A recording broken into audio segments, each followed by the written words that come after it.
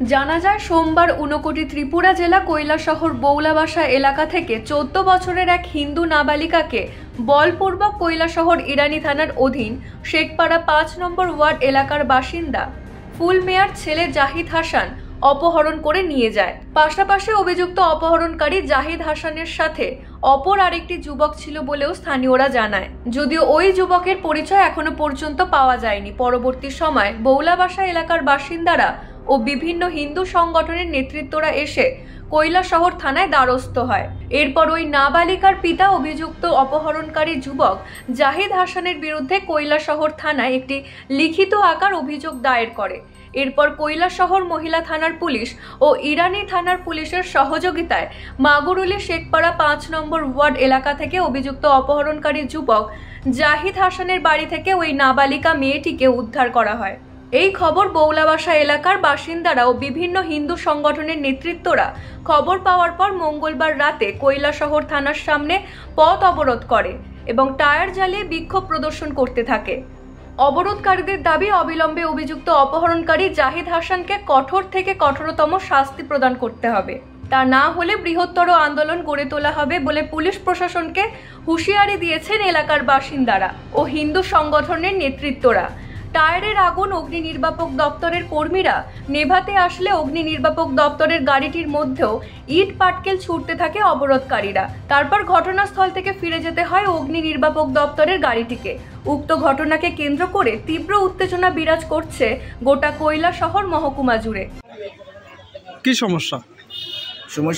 এই যে কৈলাসহর বৌলাবাসা শিলপাড়া থেকে একটা নাবালিকা মেয়ে ক্লাস 9-এ পড়ে, 14 বছর বয়স, যে একটা বিধর্মী একটা ছেলে আজকে জোরপূর্বকভাবে মেয়েটিকে অপহরণ করে নিয়ে যায়।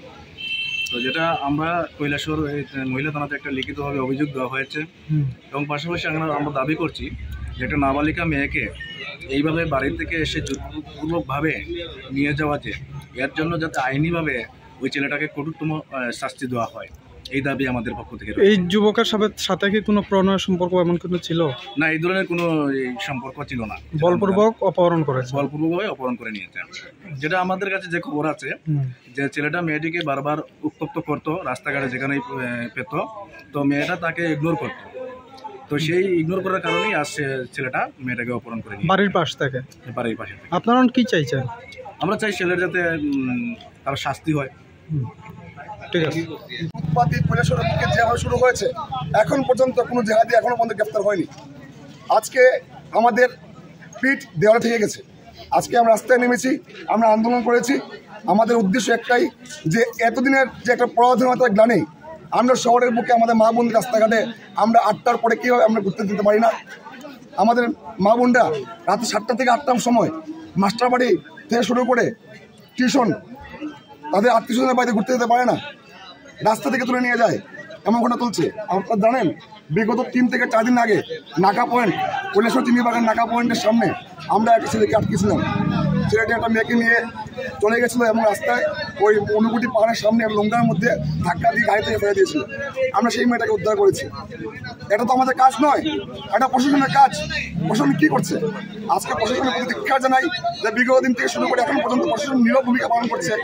আজকে আমরা জর্জরিত, আমরা অত্যাচারিত, আমরা সব কিছু থেকে বঞ্চিত।